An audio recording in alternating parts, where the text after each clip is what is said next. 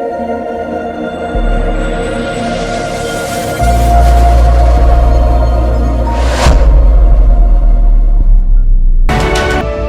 नहीं है ये, रिकॉर्डिंग कर दो स्टार्ट।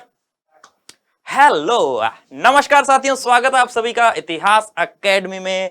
और दोस्तों काफी लंबे समय बाद जो है अपनी क्लास हो रही है। बिल्कुल दोस्तों, काफी नहीं बहुत ज्यादा समय बीत चुका है, लगभग 2 महीने हो गए होंगे कोई सब्जेक्ट की क्लास लिए तो। बाकी इससे पहले फरवरी में एक क्लास आई थी। देखिए दोस्तों, क्या है ना कि कई बार इंसान सोचता बहुत कुछ है कि मैं ये कर लूं, मैं वो कर लूं, बट परिस्थितियां ऐसी हो जाती है कि जो वो सोचता है शायद वो पूरा जो है नहीं कर पाता है। ठीक है दोस्तों, पहले घर में थोड़ा फंक्शन था तो उस वजह से समय निकला। और दोस्तों उसके बाद माता रानी ने दिया अपना आशीर्वाद। वो कहते हैं ना कि भोलों का भगवान होता है ना। तो इसी प्रकार से जो है दोस्तों शीतला माता ने अपना जो है प्रसाद मुझे दिया, और जो है चिकन पॉक्स मुझे हो गया। उस वजह से आप सभी जानते हैं जो मुझे देखते हैं, तो उस वजह से जो दोस्तों काफी लंबे समय तक बेड रेस्ट पर थे, आइसोलेट थे। और काफी सोचा कि क्लास लूं। ठीक तो मैं हो चुका था आज से 10 दिन पहले ही, बट थोड़ा कॉन्फिडेंस नहीं बन पा रहा था। बीच में स्टूडियो आया भी था, लेकिन कैमरे के सामने देखा तो दोस्तों कॉन्फिडेंस काफी डाउन हो गया था कि नहीं यार ऐसे नहीं ले पाऊंगा क्लास वगैरह। लेकिन नहीं दोस्तों, मैंने सोचा कि नहीं, करते हैं जो भी है, ये तो समय के साथ ही जाएंगे। अब 1-2 महीने वेट तो नहीं कर सकता, इन्हें टाइम लगेगा। लेकिन दोस्तों जो मुझसे पढ़ रहे हैं और जो इससे पहले जो मेरी क्लास लेते थे, उन सभी को पता है कि निर्मल सर जो है वो इतिहास कैसा पढ़ाते हैं। चलिए दोस्तों, तो इसी के साथ आप मेरे साथ जुड़िए, और जो भी है समय के साथ सब ठीक हो जाएगा। आज अपनी जो है क्लास शुरू करते हैं। देखिए दोस्तों, हमने जो है इससे पहले जो है प्रागैतिहासिक काल के पार्ट 2 पढ़ लिए थे। ठीक है दोस्तों, और हाँ, अभी मेरे फेस को मत देखो, अभी यहाँ देखो। ठीक है दोस्तों, नहीं तो पाप लग जाएगा। ठीक है चले दोस्तों, कोई बात नहीं, समय के साथ सब सही हो जाता है। पार्ट 3 हम लेकर आए हैं, जिसके अंदर हम पढ़ेंगे मध्य पाषाण काल। दोस्तों ये जो टॉपिक है, इसके बाद में हमारा एक नव पाषाण काल और होगा, पार्ट 4। उसके बाद में इसी के जो है हम यूजीसी नेट में आए हुए क्वेश्चंस का क्या करने वाले हैं दोस्तों, अभ्यास करने वाले हैं, प्रैक्टिस करने वाले हैं। बिल्कुल निश्चिंत रहिए। और इस दौरान जो है बहुत सारे विद्यार्थी जो है मुझे छोड़कर भी चले गए थे। कहने का मतलब है काफ़ी जो है ग्रुप से भी चले गए थे, और बहुत सारे नए भी जुड़े। तो जो भी है, जाने वाले को कोई रोक नहीं सकता दोस्तों। बाकी आप जितने भी मेरे साथ जुड़े हैं, सबने अपना विश्वास बनाए रखा है, उसके लिए बहुत-बहुत शुक्रिया। और आपने अब तक बहुत कुछ पढ़ लिया होगा। लेकिन हाँ, जिसे कुछ समझ में ना आए तो अपनी क्लासेस अब आएगी, है ना दोस्तों, अल्टरनेट डेज़ पर क्लासेस आएगी, और आप आराम से जो है समझ सकते हैं यहाँ से। चलिए दोस्तों, शुरू करते हैं प्राग ऐतिहासिक काल लेक्चर 3। और दोस्तों आज इस क्लास के अंदर जो है हम पढ़ेंगे मध्य पाषाण काल। दोस्तों मध्य पाषाण काल को पढ़ने वाले हैं। ठीक है, चलिए तो शुरू करते हैं। एक डेफिनेशन लेकर आया हूं दोस्तों, ये भारी भरकम डेफिनेशन, लेकिन भारी भरकम नहीं है दोस्तों, बहुत ही सरल समझ में आने वाली है। बिकॉज ये डेफिनेशन कहाँ से ली गई है दोस्तों, यहाँ देख सकते हैं आप, हमारे अतीत कक्षा 6 एनसीईआरटी, यानी कि कक्षा 6 के अंदर आप सभी इतिहास पढ़ने वाले विद्यार्थियों को ये पता होगा कि हमारे अतीत पार्ट 1 करके जो है बुक लगी हुई है ना। फिर 7th में हमारे अतीत 2, और 8th के अंदर हमारे अतीत पार्ट 3। तो दोस्तों उसी के अंदर एक मध्य पाषाण काल की एक सरल और एक सहज परिभाषा दी गई है। वो क्या है? वो है जिस काल में हमें पर्यावरणीय बदलाव मिलते हैं उस यानी मध्य पाषाण युग कहते हैं। ठीक है, इसका समय लगभग 12,000 साल से पहले से लेकर 10,000 साल पहले तक माना गया है। दोस्तों ये अकॉर्डिंग टू एनसीईआरटी समय है। ठीक है दोस्तों, अलग अलग बुक्स में अलग अलग समय मिलता है, एनसीईआरटी के अकॉर्डिंग दोस्तों ये समय है। इस काल में पाषाण और औजार आमतौर पर बहुत छोटे होते थे दोस्तों। वेरी वेरी वेरी इंपॉर्टेंट, यहां से ये क्वेश्चन तो बनता ही बनता है, माइक्रोलिथ्स किस टाइम के हैं? माइक्रोलिथ जो है वह किस काल के हैं दोस्तों? तो याद रखना है, माइक्रोलिथ जो है, ये माइक्रोलिथ दोस्तों ये मध्य पाषाण काल के हैं। अभी बात करूंगा मैं लगभग 1 से लेके 5 सेंटीमीटर तक के जो छोटे छोटे जो औजार है, अभी दिखाऊंगा आपको दोस्तों कि कैसे होते थे। चलिए, माइक्रोलिथ यानी लघु पाषाण कहा जाता है। ठीक है, जो जो छोटे छोटे जो उपकरण होते थे उन्हें माइक्रोलिथ या लघु पाषाण कहा जाता है। प्राय इन औजारों में हड्डियों या लकड़ियों के मुट्ठे लगे हंसी आरी जैसे औजार थे। साथ साथ पूरा पाषाण युग वाले औजार भी इसी दौरान बनाए जाते थे।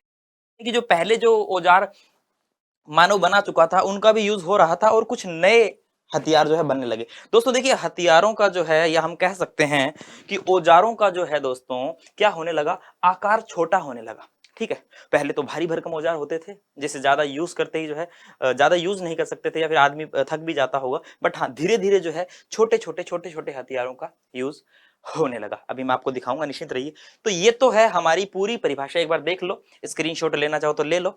ये जो है दोस्तों परिभाषा, ये अकॉर्डिंग टू 6th क्लास है, यानी कि हमने जो है छोटे से लेवल से शुरू किया है, उसके बाद में दोस्तों इस लेवल पर जाना है हमें, है ना। दोस्तों एनसीईआरटी को भी मैं पढ़ता हूँ अच्छे से, ठीक है। कोई चीज अगर वहां से अच्छी लगती है तो वहां से उठा लेते हैं, ठीक है, उठाने में कोई बड़ी बात नहीं है, ठीक है। बस आपके काम की वो होनी चाहिए, और ये काम की है, काफी सरल भाषा है, इसे पढ़कर जो है आपको समझ में आ गया होगा कि मध्य पाषाण काल क्या है। विशेष रूप से आपको ध्यान रखना है कि इस काल में माइक्रोलिथ बनने लगे। एग्जाम में सीधा क्वेश्चन आता है, क्या आता है बच्चों, कि माइक्रोलिथ किस काल के हैं। माइक्रोलिथ नहीं आए तो सूक्ष्म पाषाण उपकरण किस काल के हैं, वो भी नहीं आए तो लघु पाषाण उपकरण किस काल के हैं। कैसे भी आ जाए, हमें तो भैया तैयार रहना है, ठीक है। चलिए आगे देखते हैं, आगे देखते हैं, आगे देखते हैं। देखिए दोस्तों, मध्य पाषाण काल को जो है एक प्रकार से संक्रमण काल, ठीक है, संक्रमण काल, ट्रांजिशन पीरियड कहा जाता है। दोस्तों यहां पर जो है यह जो है दो काल के बीच में दोस्तों एक संक्रमण काल की भूमिका यहां पर निभा रहा है, ठीक है दोस्तों। नवपाषाण काल की इसके बाद में शुरुआत हो जाती है, और पूरा पाषाण काल जो है दोस्तों वह जो है धीरे धीरे समाप्त होने की कगार पर होता है।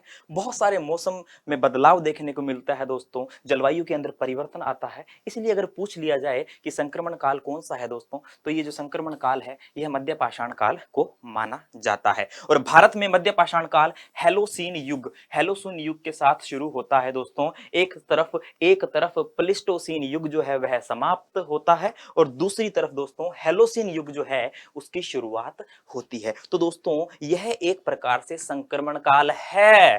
क्या है? संक्रमण काल है। Very good. देखिए दोस्तों, ये आ गया वापिस। मैं आपके सामने हर चीज बार बार लेके आता हूं। क्यों? बिकॉज दोस्तों वेरी इंपॉर्टेंट। देखो, इसको हम सूक्ष्म पाषाण उपकरण कह दें, इसे हम कह दें माइक्रोलिथ्स, ठीक है। इनका संबंध किससे है दोस्तों? तो इनका संबंध भी मध्य पाषाण काल से है। भाई साहब, ये बात अभी तक जितना पढ़ा है, अभी तक जितना पढ़ा है दोस्तों, ये बात जहन में बिठा लेना प्लीज यार, है ना। बिकॉज बहुत बार क्वेश्चन आया हुआ है, गलत मत कर देना। और देखिए दोस्तों, बहुत सारी चीजें याद करने वाली भी है इसके अंदर, वो भी हम याद करेंगे, डेफिनेटली याद करेंगे, घबराना नहीं है। चलिए दोस्तों, प्लिस्टोसीन युग की समाप्ति और हेलोसीन युग की शुरुआत होने के कारण इस काल में अनेक पर्यावरणीय परिवर्तन हुए, ठीक है। पर्यावरणीय परिवर्तन देखने को मिलते हैं, और दोस्तों बहुत कुछ नया भी हमें देखने को मिलता है, ठीक है। नए नए जो है दोस्तों औजारों का उपयोग हमें देखने को मिलता है। पशुओं को पालतू बनाने के साक्ष्य मिलते हैं दोस्तों। कुत्ता जिसे हम पालते हैं उसे भी पालतू बनाने के साक्ष्य हमें मिल जाते हैं, है ना। अभी आगे पढ़ेंगे दोस्तों, चलिए आइए देखते हैं नेक्स्ट क्या है। नेक्स्ट देखिए दोस्तों, भारत में मध्य पाषाण काल उपकरणों जो है की खोज सर्वप्रथम, याद रखना फैक्चुअल चीज है, C.L. कार्लाइल ने 1867 ईस्वी में मिर्जापुर उत्तर प्रदेश, जो कि कहां है, उत्तर प्रदेश में है, के मोरहना पहाड़ विंध्याचल क्षेत्र में की थी, ठीक है दोस्तों। ये हो जाती है हमारे लिए एक बहुत ही महत्वपूर्ण बात। देखिए देखिए देखिए दोस्तों, और सुनिए सुनिए सुनिए मेरे भाइयों। देखिए दोस्तों, आपको जो है जगहों के नाम तो याद रखने ही पड़ेंगे, है ना। एग्जाम में क्वेश्चन सीधा सीधा आ जाए, 4 या 5 जगहों के नाम दिए हों, पूछ ले जाए कि कौन सी जगह जो है वह नवपाषाण काल से संबंधित है, या फिर कौन सी जगह नवपाषाण काल से संबंधित नहीं है। 4 मध्य पाषाण कालीन स्थल दे दिए जाए, या फिर पूरा पाषाण कालीन। कुछ ऐसे स्थल भी हैं जहां पर नव पाषाण काल, मध्य पाषाण काल और पूरा पाषाण काल से जो है मिलते जुलते सभी जो है हमें साक्ष्य मिल जाते हैं। लेकिन हाँ दोस्तों, आपको स्थलों को याद रखना है, इसीलिए मैं स्पेशली जो है आपके लिए मैप डिजाइन करता हूं, है ना, खुद बनाता हूं मैप, है ना, और आपको प्रोवाइड भी करवाता हूं, और ये पीपीटी भी जो है दोस्तों आपको प्रोवाइड करवाता हूं, ठीक है। तो जगहों के नाम याद रखना। तो यहां से जो है C.L. कार्लाइल ने जो है दोस्तों साक्ष्य खोजे थे। मध्य पाषाण कालीन औजारों का निर्माण चैल्सेडोनी, क्वार्टजाइट, चर्ट, जेस्पर और एगेट जैसे पत्थरों से होता है। ये क्वार्टजाइट और चर्ट, ये आप पिछली क्लासों में भी पढ़ चुके हैं दोस्तों। पत्थरों के प्रकार है, और इस प्रकार के पत्थरों का यूज जो है वह मानव किया करता था, ठीक है। यहां का मानव भी आखेट करता था दोस्तों, आखेट करता था, शिकार करता था, ठीक है। और बहुत से प्रकार के जो जानवरों के दोस्तों यहाँ पे साक्ष्य मिल जाते हैं, क्योंकि आपको पता है दोस्तों कि मध्य पाषाण काल के जो हमें कुछ शैल चित्र मिले हैं, उन शैल चित्रों में बहुत से जानवरों के भी चित्र बनाए गए हैं। उनसे हमें पता चलता है कि हाँ, इन इन जानवरों से तो ये लोग यहाँ के परिचित थे, है ना। चलिए, क्योंकि जिसे देखेंगे उसी को तो बनाएंगे।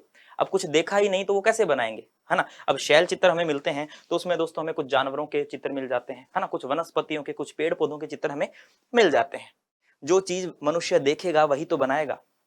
क्या आज से इतने साल पहले वो हवाई जहाज बना सकता था क्या? नहीं, बिकॉज देखा ही नहीं। क्या मोटरसाइकिल बना सकता था क्या? नहीं, बिकॉज देखा ही नहीं। लेकिन हाँ, जानवर जो जो देखे वो बना सकता है। आज हम बना सकते हैं ना हवाई जहाज, बिकॉज हमने देखा है।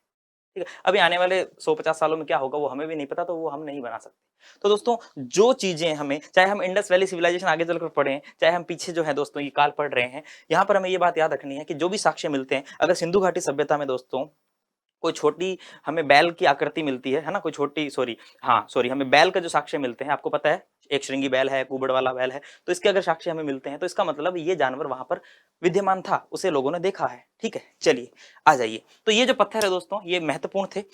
इन सूक्ष्म उपकरणों में अर्धचंद्राकार, त्रिभुजाकार, समांतर चतुर्भुज आकार के ब्यूरिन, स्क्रैपर और पॉइंट, है ना, पॉइंट जैसे हमने पढ़ा था ना, वो छेद करने के लिए काम आते हैं, स्क्रैपर, ब्यूरिन, ये सब दोस्तों चीरने फाड़ने के जो है दोस्तों औजार हैं। इन औजारों का निर्माण होने लगा था। बस फर्क क्या था?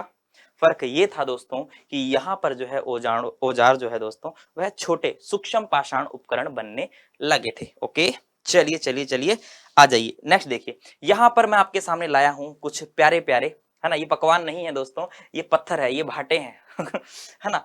तो देखिए कुछ इस प्रकार के, है ना, कुछ कुछ पुराने जो जैसे पहले चलते थे पूरा पाषाण काल के अंदर दोस्तों, कुछ कुछ वैसे भी मिलते हैं। इस चित्र को आप, इसे आप देख चुके होंगे, इस टाइप का भी आपने कुछ देखा होगा, है ना, ऐसे कुछ ये इस प्रकार के कुछ औजार आपने पहले देखे थे, तो कुछ कुछ वैसे थे।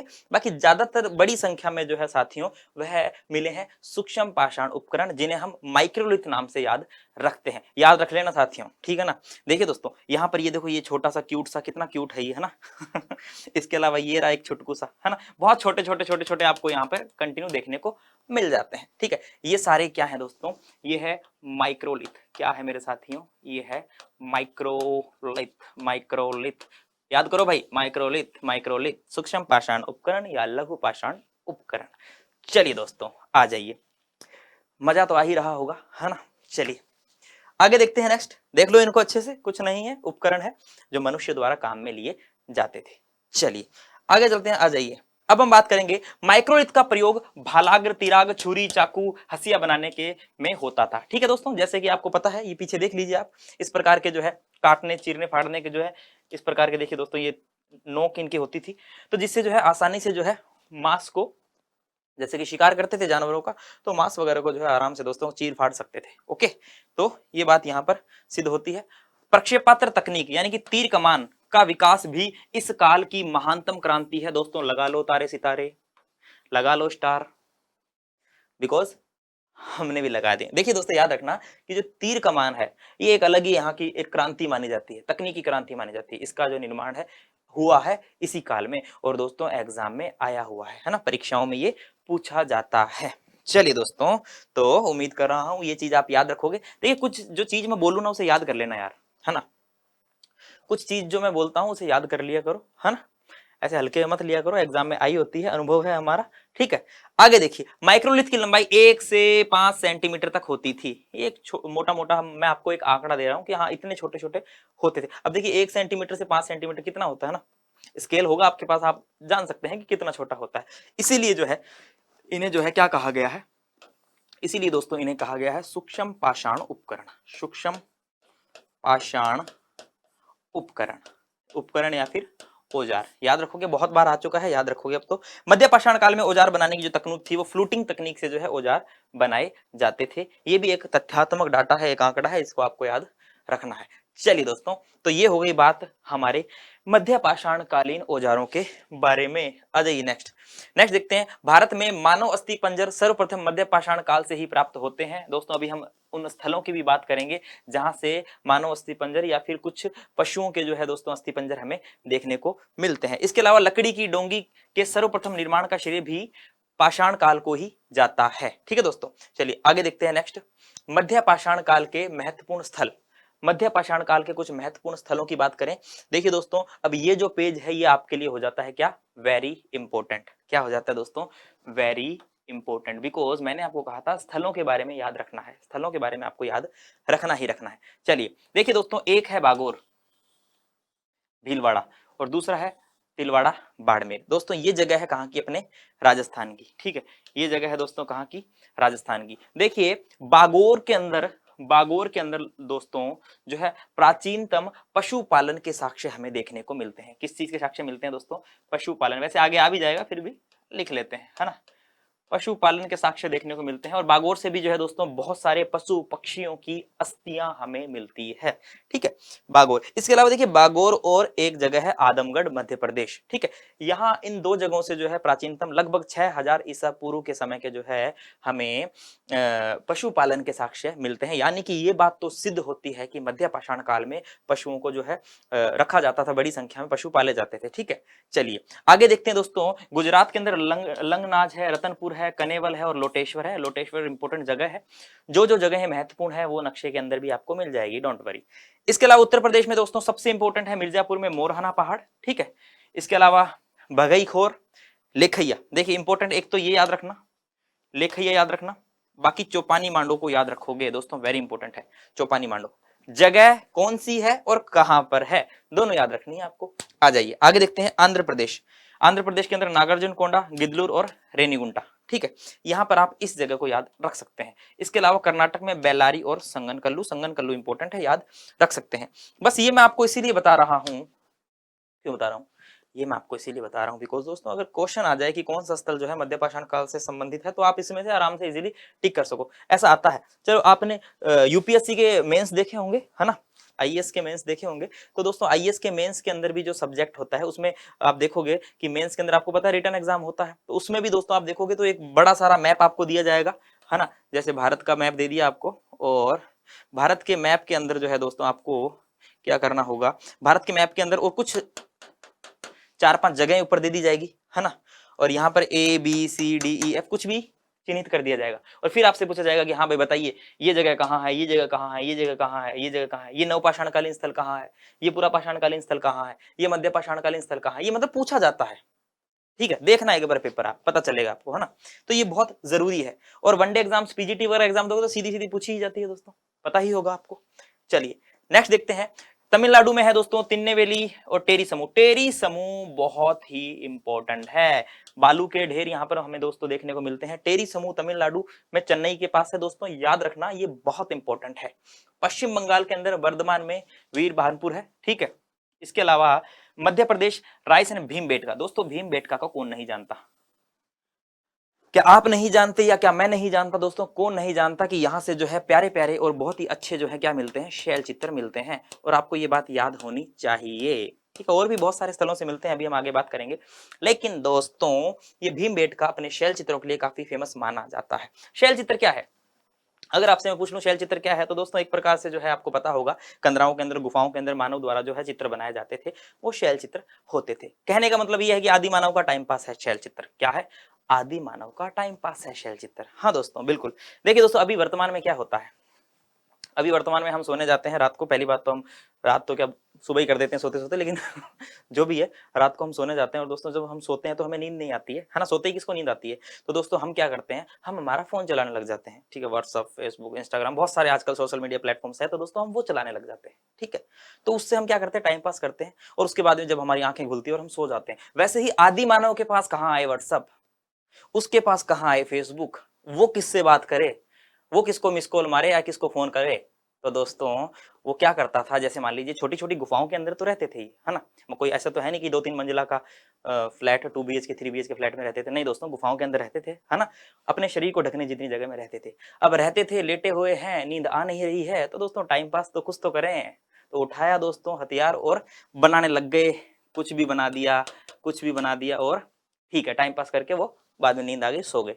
अब वो तो सो गए और बना गए, और ये आपके जीव को 11 कर गए। अब पढ़ो इसको, शैल चित्रों को, है ना। तो कहने का मतलब है दोस्तों सीधी सीधी बात यही है कि आदि मानव जो है वो गुफाओं के अंदर जो है चित्र बनाता था, शैल चित्र वगैरह बनाते थे शैलों के अंदर, तो दोस्तों वही जो है शैल चित्र कहलाते हैं। ठीक है, और जो वो बनाते थे उन चित्रों से, एक बात याद रखना, इन शैल चित्रों से मध्य पाषाण काल के जो लोग हैं इनके सामाजिक जीवन के बारे में जानकारी मिल जाती है भाई, सामाजिक और आर्थिक गतिविधियों के बारे में जानकारी मिल जाती है, क्योंकि कुछ चित्र इस प्रकार के बनाते थे। ठीक है, आर्थिक गतिविधियां क्या करते होंगे दोस्तों, शिकार करते होंगे, पशुपालन करते होंगे, आखेट संग्राहक जीवन जीते होंगे, तो बहुत कुछ पता चल जाता है, वेरी इंपॉर्टेंट है। आगे और भी जगह हैं, मैं आपको बता दूंगा। इसके अलावा आदमगढ़, आदमगढ़ भी दोस्तों क्या है, मध्य प्रदेश में है, और आदमगढ़ से भी पशुपालन के लगभग 6000 ईसा पूर्व के साक्ष्य हमें मिलते हैं। ठीक है, इसके अलावा बिहार के अंदर पैंसरा, ये पैंसरा भी एक इंपॉर्टेंट जगह है, याद रखोगे। आ जाइए नेक्स्ट देखते हैं, ये है एक प्यारा सा नक्शा। अब देखिए दोस्तों, इसमें सारी जगह ही नहीं है, सारी जगह ही नहीं, इंपॉर्टेंट जगह जो कि एग्जाम में आती रहती। ठीक है, देखो यहां पर है राजस्थान, यहां पर है क्या, राजस्थान, राजस्थान में बागोर और तिलवाड़ा, याद रख लेना। इसके अलावा दोस्तों यहां पर है क्या, यूपी, यूपी के अंदर मिर्जापुर में मोरहाना पहाड़ दिख रहा होगा आपको, और चौपानी मांडो, महदहा, दमदमा और सराय नहर राय। इसके अलावा दोस्तों ये है पैंसरा, ये है बिहार, बिहार के अंदर है पैंसरा। दोस्तों ये है एमपी, और एमपी के अंदर भीमबेटका और आदमगढ़। ठीक है, इसके अलावा दोस्तों ये है तमिलनाडु, और यहाँ पर जो है टेरी समूह। इसके अलावा दोस्तों ये है गुजरात, और यहाँ पर क्या है, लंगनाज और लोटेश्वर। ये इंपॉर्टेंट जगह हैं जो आपको याद रखनी ही है। ठीक है, अरे रख लेना, 2-4 बार दोहरा लेना, कुछ नहीं होने वाला, याद हो जाती है चीजें। ठीक है, बशर्ते की शिद्दत से याद करो। आ जाओ, अब देखिए दोस्तों एक एक जगहों को देखते हैं, और उन जगहों से क्या क्या हमें साक्ष्य मिले ये देखते हैं, और उसके बाद में मध्य पाषाणकालीन मानव का जीवन कैसा था वो देखते हैं। आइए, तो बागोर की बात करते हैं। बता दिया है कि राजस्थान के अंदर है, भीलवाड़ा जिले के अंदर। देखिए दोस्तों, यहाँ 1968 से 1970 ईस्वी तक वीएन मिश्र ने उत्खनन करवाया। बागोर उत्खनन मिश्र ने, ये राजस्थान के एग्जाम्स में तो बहुत बार पूछा जाता है ना, हालांकि हम बात कर रहे हैं नेट की। ठीक है दोस्तों, लेकिन राजस्थान जो है उसके एग्जाम्स में बहुत बार पूछा जाता है कि भाई बागोर का उत्खनन किसने करवाया। तो देखिए दोस्तों, इसको ऐसे याद रखें कि जैसे राजस्थानी गाना है, मिस्री को बाग लगा दे, है ना, मिस्री को बाग लगा दे, तो मिस्री से बना मिश्र, और बाग से बना क्या, बागोर, तो मिस्री को बाग लगा दे रसिया, ये राजस्थानी गाना है। तो यहाँ तो ऐसे ही याद कर लेते हैं कि हाँ मिश्र बागोर, मिश्री को बाग, ऐसे करके याद कर लेते हैं। लेकिन अब राजस्थान के बाहर वाले कौन से मिश्री का बाग लगाएंगे, तो याद कर लो, ये जो है ये वीएन मिश्र जो है दोस्तों, इन्होंने जो है बागोर का क्या करवाया था, उत्खनन कार्य करवाया था। और याद रखना राजस्थान से क्वेश्चन आते हैं, राजस्थान में अगर क्वेश्चन आते हैं, एनटीए नेट की मैं बात कर रहा हूं, तो बहुत ही सरल क्वेश्चन आता है। जब राजस्थान के विधायक, जैसे कि मैं एग्जाम देने गया था, तब एक क्वेश्चन आया था कि कालीबंगा कहां स्थित है। बहुत ही लोकल क्वेश्चन है ये राजस्थान वालों के लिए। ठीक है, क्योंकि राजस्थान के अंदर के लोग तो सब जानते हैं, बट दोस्तों हम अक्सर ये सोचते हैं कि यार ये इतना आसान प्रश्न डालने का क्या औचित्य है, क्यों डाला इतना आसान। लेकिन दोस्तों जैसे कि आपको पता है कि ये पेपर ऑल इंडिया लगता है, तो हो सकता है हमें पता है लेकिन साउथ वाले को नहीं पता होगा। ऐसे साउथ वाला कोई ऊटपटांग नाम आ जाए, अजीब से नाम होते हैं साउथ का, साउथ इंडियन, तो दोस्तों साउथ इंडियन कोई जगह का नाम आ जाए, है ना, तो वो हो सकता है उनके लिए आसान हो, हमारे लिए आसान ना हो। तो इसलिए थोड़ा नॉर्मलाइज करने के लिए जो है ऐसा किया जाता है। बागोर को लेकर भी प्रश्न आया हुआ है कि बागोर कहाँ स्थित है, बागोर से जो है बहुत सारे पक्षियों के अस्थियां मिली है। 4 कोटेशन थी, बागोर पश्चिम बंगाल में है, या फिर बागोर जो है भरतपुर, ऐसे बहुत सारे क्वेश्चन बागोर को लेकर भी आते हैं। बागोर आपके लिए इंपॉर्टेंट है दोस्तों, याद रखना, ठीक है ना। बागोर राजस्थान का है लेकिन पूरे इंडिया के अंदर इंपॉर्टेंट है। ठीक है, बागोर बनास नदी की कोठारी नदी के किनारे स्थित है। ठीक है, बनास की सहायक कोठारी नदी के किनारे स्थित है। यहां से पशुपालन के प्राचीनतम साक्ष्य मिलते हैं दोस्तों, याद रखोगे। एक नोट और डाला है मैंने यहां पर, बागोर व आदमगढ़ से पशुपालन के प्राचीनतम साक्ष्य प्राप्त हुए हैं लगभग 6000 ईसा पूर्व के। ठीक है, वैसे अक्सर एग्जाम में आएगा तो ये बागोर ही पूछा जाने वाला है। ठीक है, तो निश्चिंत रहिएगा, बागोर का ही ज्यादा आता है। ठीक है, चलिए और देख लेते हैं जानकारी कि बागोर को महासतियों का टीला भी कहा जाता है दोस्तों, ये इसका एक उपनाम और है, इसको भी याद कर लेना, महासतियों का टीला कहते हैं। और पाषाण उपकरण के साथ साथ बागोर से मानव कंकाल भी मिले हैं, मानव कंकाल भी मिलते हैं। और दोस्तों पशु पक्षियों के जो है कंकाल, पशु पक्षियों के सॉरी जो हड्डियां वगैरह है वो भी हमें मिल जाती है। मानव कंकाल के गले में पत्थर व हड्डी निर्मित 36 गुरियों की माला मिली है। दोस्तों ये गले में माला पहनना क्या दर्शाता है, ये गले में माला पहनना यही दर्शाता है कि यहाँ के जो लोग हैं वह भी जो है श्रृंगार वगैरह करते थे। ठीक है, माला आभूषणों का जो है यूज करते थे। इसके अलावा बागोर भारत का सबसे विस्तृत मध्य पाषाणकालीन स्थल है दोस्तों, याद कर लेना, याद कर लेना, याद कर लेना। वीएन मिश्र को यहाँ से लोहे काल के भी उपकरण मिलते हैं, कुछ लोहे उपकरण भी दोस्तों वीएन मिश्र ने यहाँ पर खोजे थे। ठीक है, तो ये है बागोर। आइए आगे देखते हैं, नेक्स्ट है यहां से प्राप्त 5 ताम्र उपकरण, तांबे के भी उपकरण मिलते हैं, याद रखना। इसके अलावा दोस्तों पाषाण उपकरण भी मिले हैं, इसके अलावा लोह काल के भी कुछ उपकरण यहाँ पे देखने को मिलते हैं। इनमें देखो 5 ताम्र उपकरणों में क्या है, 1 भाला, 3 बाण और 1 तकुआ नुमा छड़ है। ठीक है, अभी आप सोच रहे होंगे यार सर क्या याद करेंगे, कैसे याद करेंगे, तो दोस्तों एक बार में कुछ याद नहीं होता है ना। एक बार में एक ही चीज याद होती है, वो होती है कि सिनेमा हॉल में देखी हुई मूवी, बस वही हमें एक बार में याद हो सकती है। बाकी दोस्तों ये किताबों की चीजें जो है ये आपको एक बार में याद नहीं होगी, बिकॉज इंटरेस्ट ही नहीं है आपका, है ना। बस जबरदस्ती बैठे हो कि जैसे तैसे नेट निकल जाए, जेआरएफ हो जाए, थोड़ा बहुत नाम सम्मान हो जाए, है ना। लेकिन दोस्तों ये भी एक बार में याद हो सकती है, बशर्ते कि आप इंटरेस्ट से याद रखो। पीडीएफ दे दूंगा, प्रिंट आउट निकलवा लेना, ठीक है, और 2-4 बार दोहराओगे आ जाएगा। और दोस्तों मैं ये गारंटी ले रहा हूं, यहाँ पर ये जो काम है ना दोस्तों, बहुत शिद्दत से किया गया है, ठीक है। ये एकदम YouTube पे फ्री क्लास चल रही है, ठीक है। भले ही मैं डिले हो चुका हूं, मुझे पता है दोस्तों, लेकिन कोई बात नहीं, नए बच्चे आएंगे, नया एग्जाम होगा, बच्चे जुड़ेंगे, बच्चे देखेंगे दोस्तों, तो बशर्ते आप देख सकते हो कि इसके अंदर जो है दोस्तों बहुत मेहनत लगती है। और दोस्तों ये अगर आप याद कर लेते हो तो दोस्तों आप एग्जाम में इजीली क्वेश्चन मिलेंगे आपको। कोई फर्स्ट ग्रेड की तैयारी कर रहा है तो उसको आसानी से क्वेश्चन मिलेंगे, ठीक है। कोई स्टेट पीजीटी की कोई भी तैयारी कर रहा हो उसको आसानी से क्वेश्चन मिलेंगे, है ना।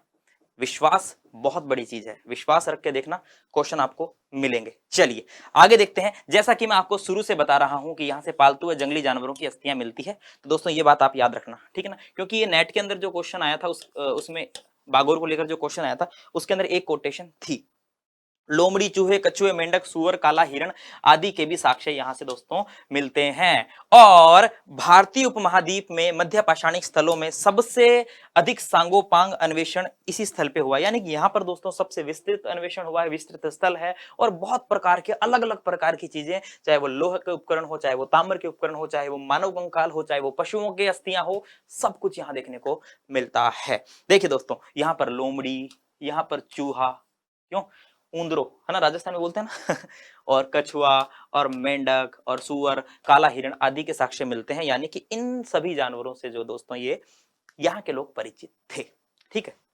चलिए आगे देखते हैं। नेक्स्ट है क्या, नेक्स्ट है वीएन मिश्र के अनुसार भारत के किसी दूसरे स्थल से इतनी बड़ी संख्या में लघु पाषाण उपकरण प्राप्त नहीं हुए हैं। क्यों दोस्तों, कितनी बार बताया, बागोर इंपॉर्टेंट है, याद कर लेना, ठीक है। बागोर में मध्य पाषाणकालीन मानव का जीवन शिकार व पशुपालन पर आधारित था, ठीक है। तो एक प्रकार से हम कह सकते हैं दोस्तों कि एक प्रकार से जैसे गांव के अंदर क्या होता है भाई, गांव में पशुपालन होता है, ठीक है। पशुपालन को ज्यादा महत्व दिया जाता है, पशुपालन भी होता है, कृषि भी होती है दोस्तों। उसी प्रकार से जो है हम कह सकते हैं एक प्रकार से ग्रामीण जैसा जीवन जो है यहाँ पर, ग्रामीण जीवन यहाँ पर बिताया जाता था, पशुपालन यहाँ पर किया जाता था। उत्तर प्रदेश के सराय नाहरराय, अब देखिए बागोर का यहाँ पर पूरा हो चुका है ना। बागोर अब ये यूपी का शुरू हो चुका है, अब यूपी के अंदर महत्वपूर्ण जगह है, इसके अलावा यूपी, एमपी, गुजरात की हम बात कर रहे हैं, ठीक है। यूपी की बात करें तो उत्तर प्रदेश के सराय नाहरराय, महदहा, दमदमा, दोस्तों वेरी इंपॉर्टेंट है। 41 शवाधान मिलते हैं, यहां से आगे बात करूंगा मैं, 41 शवाधान मिलते हैं, आगे बात करूंगा, लेकिन इंपॉर्टेंट है, तारा अभी लगा दिया इसके, देख लेना। उत्तर प्रदेश के सराय नाहरराय, महदहा, दमदमा प्रमुख मध्य पाषाणकालीन स्थल है।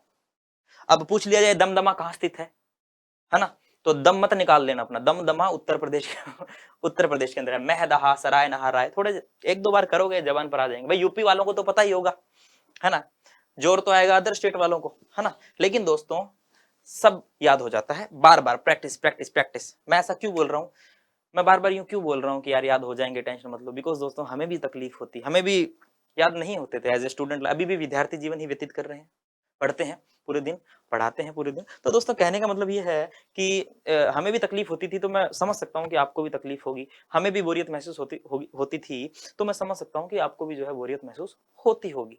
बट दोस्तों एक बार आनंद से पढ़िए, शिद्दत से पढ़िए, सब याद हो जाएगा। आ जाइए, भारत में मानव के अस्थि पंजर का सबसे पहला अवशेष सराय नाहरराय व महदहा से प्राप्त हुआ है, ठीक है दोस्तों। ये 2 जगह हैं, याद रखना, ठीक है। फैक्चुअल चीजें हैं, याद रखिएगा बिल्कुल। समझाने वाली जहां जहां चीजें थी वहां वहां मैंने समझाया और आगे भी समझाता जाऊंगा। आइए आगे देखो, यहाँ की कब्रों में, यहाँ की कब्रों से, यानी कि सराय नाहरराय है, महदहा है, ठीक है, यहाँ की कब्रों से अंत्येष्टि संस्कार विधि, मृतक संस्कार विधि की जानकारी मिलती है दोस्तों, बहुत ही इंपॉर्टेंट है। जैसे कि मैंने आपको पीछे भी बताया था कि जो निएंडरथल मानव है वो एक सामाजिक मानव था, उसने भी जो है शवों के साथ जो इस प्रकार के एक्सपेरिमेंट करने शुरू कर दिए थे। वैसे ही दोस्तों जो मध्य पाषाण काल के अंदर ये भी एक बहुत बड़ी उपलब्धि है कि व्यक्ति का अंत्येष्टि संस्कार जो है किया जाता था, है ना। एक उपलब्धि है, एक अचीवमेंट है दोस्तों। धीरे धीरे जो है मानव के मस्तिष्क का विकास होता गया, मानव जो है इन सभी सामाजिक चीजों को सीखता गया, ठीक है। सराय नाहरराय एवं महदहा से सर्वप्रथम स्तंभगत व गर्त चूल्हे के भी साक्ष्य मिले हैं। सराय नाहरराय में दोस्तों 8 और महदहा में 35 गर्त चूल्हे मिले हैं, इंपॉर्टेंट है। देखिए दोस्तों इतने इतने चूल्हे मिलते हैं। यहाँ देखिए 35 गर्त चूल्हे मिले हैं हमें महदहा से, है ना। यहाँ हमें दोस्तों 8 चूल्हे मिले हैं, ठीक है। तो दोस्तों ये हमें इंगित करते हैं परिवार, मतलब एक प्रकार से अगर आप, जैसे कि हम अक्सर पढ़ते हैं, हम सभ्यताओं में पढ़ते हैं कि अगर एक ही घर में आपको बहुत सारे चूल्हे मिल जाते हैं तो इट मीन्स कि ये संयुक्त परिवार यहाँ पर रहते होंगे, या फिर अलग अलग कमरों में अलग अलग चूल्हे मिलते हैं, सब अपना अलग अलग खाना बनाते होंगे, ऐसी कुछ अवधारणाएं। तो देखिए दोस्तों यहाँ पर भी जो इस प्रकार के गर्त चूल्हों के साक्ष्य हमें देखने को मिलते हैं। याद रखना महदहा से 35 के आसपास और सराय नाहराय से लगभग 8 चूल्हे मिलते हैं। सराय नाहर स्थल की खोज केसी ओझा और उत्खनन जो है जी.आर. शर्मा ने किया था। ये एक फैक्ट है, याद कर सको तो ठीक है, नहीं तो इतना जरूरी नहीं है। सराय नाहराय से अस्थि व सींग निर्मित उपकरण भी मिले हैं, ठीक है, ये भी याद रख लेना। हालांकि इसके अलावा और भी बहुत सी जगहों से ऐसे उपकरण, अस्थि के उपकरण और सींग के उपकरण हमें मिलते हैं, ठीक है।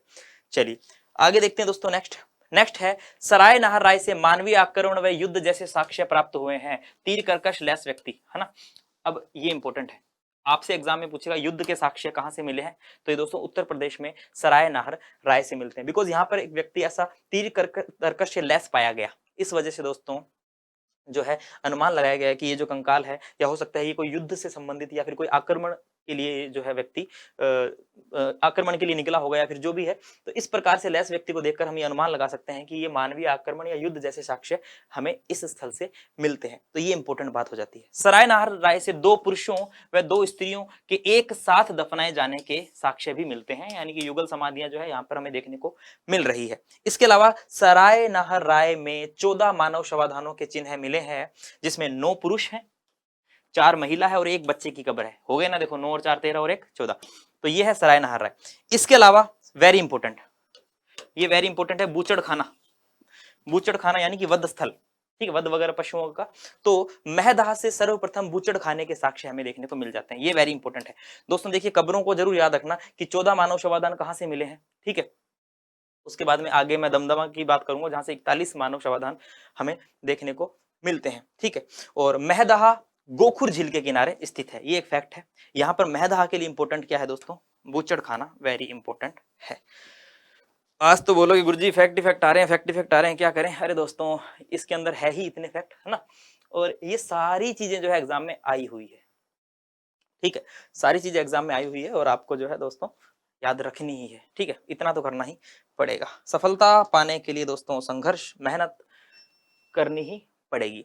इसके अलावा देखिए महदहा से अनाज पीसने के सिलबट्टे भारी चक्की के साक्ष्य भी मिले हैं, यानी कि दोस्तों यहां आप क्या अनुमान लगाएंगे। देखिए दोस्तों यहाँ पर अनाज पीसने के सिलबट्टे भी मिलते हैं और यहाँ पर हमें जो है पशुओं के जो है अस्थियां भी मिलती है। तो देखिए दोस्तों यहाँ के सामाजिक जीवन पर प्रकाश पड़ रहा है कि नहीं। अरे यहाँ के लोग एक प्रकार से अनाज को जो है, या हम कह सकते हैं कि शाकाहारी भी थे, अनाज का भी जो सेवन करते थे, और मांसाहारी भी थे, मांस भी खाते थे। यानी कि यहाँ के जो दोस्त है वो दोनों प्रकार के, शाकाहारी और मांसाहारी दोनों प्रकार के यहाँ के जो लोग थे। इसके अलावा महदहा से कुंडल व माला पहने कंकाल के साक्ष्य मिले हैं, जो हड्डी श्रृंग सींग, है ना, सींग से निर्मित थे। यानी कि फिर वही बात कि आभूषणों का भी यहाँ के लोगों को नॉलेज होता था। यहां से प्राप्त 28 कब्रों में 30 व्यक्तियों को दफनाया गया है। यानी कि यहां से भी है दोस्तों स्त्री पुरुष की देखिए युगल समाधि मिली है, यानी कि 28 कब्र है जिसमें 30 व्यक्ति, यानी कि युगल भी किसी को दफनाया गया होगा, ठीक है, देख लीजिए। और दमदमा में, इसके अलावा दमदमा की बात करेंगे, दमदमा भी इंपॉर्टेंट है। दमदमा में हाथी दांत की लटकन प्राप्त होती है। एक तो ये बात याद रखेंगे कि हाथी दांत की जो है लटकन कहां से प्राप्त होगी, दमदमा से प्राप्त होती है। इसके अलावा दोस्तों, इसके अलावा दमदमा से सर्वाधिक शवाधान, मैंने आपको बताया 41 शवाधान मिले हैं दोस्तों। सराय नाहर राय 14, दमदमा 41, याद रखोगे ना, वेरी गुड, ठीक है। दमदमा से सर्वाधिक है, ये एग्जाम में आया हुआ है ये दोस्तों, याद रखना। दमदमा से सर्वाधिक शवाधान 41 मानव शवाधान मिले हैं। दमदमा से अस्थि व सींग निर्मित उपकरण भी प्राप्त होते हैं, ठीक है, अस्थि और सींग निर्मित इससे पहले भी हमने पढ़ा, ठीक है, सराय नाहर राय में इनमें भी मिलते हैं। इसके अलावा अंगीठी हो गई, आग से पके हुए फर्श हो गए, जले हुए जंगली अनाज हो गए, ठीक है, के साक्ष्य भी मिलते हैं। यानी कि यहाँ पर जले हुए जंगली अनाज से मतलब है कि अनाज को पकाए जाने का प्रयास किया गया होगा, ठीक है। अग्नि का जो यूज है दोस्तों वो होने लग गया था, बहुत ज्यादा विस्तृत रूप से जो है हम आगे नवपाषाण काल में अग्नि का यूज देखेंगे, ठीक है। आगे है भीमबेटका, नेक्स्ट आगे एमपी का स्थल। भीमबेटका कहां पर है, एमपी में है। भीमबेटका मध्य प्रदेश से मतलब मध्य प्रदेश में है भीमबेटका, आपको पता है, और यहां से मध्य पाषाणकालीन शैल चित्र मिले हैं। शैल चित्रों पर हम बात कर चुके हैं, तो दोस्तों इतनी बात करने की जरूरत नहीं है। इसके अलावा देखिए दोस्तों, भीमबेटका के अलावा मध्य प्रदेश के जौरा, खखार, इसके अलावा कथोटिया से भी इस प्रकार के शैल चित्र मिलते हैं। अब देखिए भीमबेटका तो बहुत बार एग्जाम में आता है ना, भीमबेटका का तो सबको पता है, लेकिन ये कुछ ऐसे शब्द आ जाएं जो आपने नहीं सुन रखे, तो इनको भी याद कर लेना। ऐसी कुछ अलग जो चीज होती है दोस्तों जो मैं लेके आता हूँ, वो भी आप याद रख लीजिएगा, ठीक है। नेक्स्ट देखते हैं, आ जाइए। नेक्स्ट क्या है, नेक्स्ट क्या है, जौरा। जौरा जो भी मैंने पीछे बात करी, एमपी के अंदर है। तो जौरा गुफा में पृथ्वी, आकाश व अग्नि से संबंधित धारणा के चित्र बने हैं, ठीक है। ऐसे चित्र बने हैं जो पृथ्वी, आकाश और अग्नि को जो है क्या करते हैं, संबोधित करते हुए नजर आते हैं। इसके अलावा आदमगढ़ है, प्रतापगढ़ है, मिर्जापुर से भी गुफा चित्र मिले हैं, ठीक है दोस्तों। मिर्जापुर वेरी इंपॉर्टेंट है, यहां से दोस्तों कार्लाइल ने जो है चित्रों की जो है खोज की थी, गुहा चित्रों की, याद रखना, ठीक है। इसके अलावा लंगनाज से भारत के मध्य पाषाण काल के सूक्ष्म पाषाण उपकरणों के सर्वोत्तम नमूने मिले हैं, ठीक है। क्योंकि मध्य पाषाण काल में क्या होता था, सूक्ष्म पाषाण उपकरणों का ही निर्माण होता था। और लंगनाज कहां पर है दोस्तों, गुजरात के अंदर है। और लंगनाज से दोस्तों काफी ज्यादा सर्वोत्तम नमूने मिलते हैं, किसके, हमें लंगनाज से हमें सूक्ष्म पाषाण उपकरणों के। लंगनाज से गेंडे की हड्डी भी मिली है, भाई ये आया हुआ एग्जाम में, याद रखना इंपॉर्टेंट, ठीक है। चलिए आगे देखते हैं, आगे देखते हैं दोस्तों, लोटेश्वर। लोटेश्वर कहां पर है, आपको बताया गुजरात। और यहां पर दोस्तों पशुपालन के साक्ष्य मिलते हैं, लगभग 4000 ईसा पूर्व के। चलिए, और इससे भी पीछे के प्राचीनतम साक्ष्य दोस्तों हमने देखे, वो कहां से मिले हमें, वो हमें बागोर से मिले हैं और आदमगढ़ से मिले हैं। नेक्स्ट आ जाइए, प्राचीन झोपड़ियों के साक्ष्य पूछ लिया जाए तो पैसरा। पैसरा कहां पर दोस्तों, ये है बिहार के अंदर, ठीक है, बिहार में है, याद रखना, बिहार के अंदर है ये। और यहां से झोपड़ियों के साक्ष्य मिले। इसके अलावा चौपानी मांडो से झोपड़ियों के साक्ष्य मिले हैं। और चौपानी मांडो से जो झोपड़ियां मिलती दोस्तों, उनकी आकृति कैसी है, उनकी आकृति मधुमक्खी के छत्ते के समान है, ठीक है। तो चौपानी मांडो कहां पर है दोस्तों, ये भी पढ़ा हमने, उत्तर प्रदेश के अंदर है। तो चौपानी मांडो की झोपड़ियां मधुमक्खी के छत्ते के समान है, ठीक है। तो ये भी हो गए फैक्ट, यानी कि झोपड़ियां बनाते थे लोग, और जो झोपड़ियों के साक्ष्य हमें कहां कहां से मिलते हैं, पैसरा से मिलता है, और दोस्तों चौपानी मांडो से हमें मिल जाता है। तमिलनाडु तीर्थ स्थल, वेरी इंपॉर्टेंट दोस्तों, एग्जाम में सीधा पूछ लिया जाए, टैरी स्थल कहां स्थित है, टैरी समूह पूछ लिया जाए, टैरी स्थल पूछ लिया जाए, ठीक है। तो दोस्तों ये कहां पर है, ये तमिलनाडु में है, चेन्नई के पास। और यहां पर दोस्तों पाषाणकालीन बालू के टीले मिलते हैं, मध्य पाषाणकालीन बालू के टीले हमें यहां से देखने को मिलते हैं, ओके। चलिए आ जाइए, नेक्स्ट क्या है, नेक्स्ट है मानव, मध्य पाषाण युगीन मानव जीवन, ठीक है। अब देखिए दोस्तों, कुछ ना कुछ तो आपने मानव जीवन के बारे में अनुमान लगा ही लिया होगा कि भाई यहाँ के मानव का जीवन कैसा होगा, है ना। भाई कैसा होगा, आपने कुछ तो अनुमान लगाया होगा ना, इतना सारा मैं आपको पढ़ा चुका हूँ पीछे, मैं आपको झोपड़ियां बता चुका हूँ, मैं आपको गर्त चूल्हे बता चुका हूँ दोस्तों, मैं आपको यहाँ पर अनाज पीसने की चक्कियां बता चुका हूँ, मैं आपको यहाँ पर जो है पशुओं के पशुपालन के बारे में बता चुका हूँ, ठीक है। शवाधान के बारे में बता चुका हूँ दोस्तों, ये जो कब्रें मिली है उसके बारे में बता चुका हूँ। तो आप पूरा सामाजिक जीवन, आर्थिक जीवन के बारे में निचोड़ निकाल सकते हैं। और नहीं निकाल सकते दोस्तों, आ जाइए निकालते हैं फिर, आ जाइए। चलिए, तो देखिए मध्य पाषाणकालीन शैल चित्र बता चुका हूं, शैल चित्रों से इस काल के लोगों की जीवन की जानकारी मिलती है।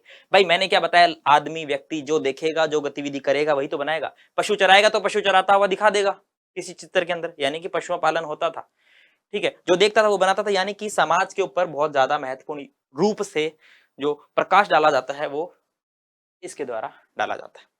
इसके अलावा मध्य पाषाण काल की मानव सभ्यता का सामाजिक आर्थिक आधार आखेट संग्राहक था, शिकार करते थे दोस्तों, इंपॉर्टेंट है।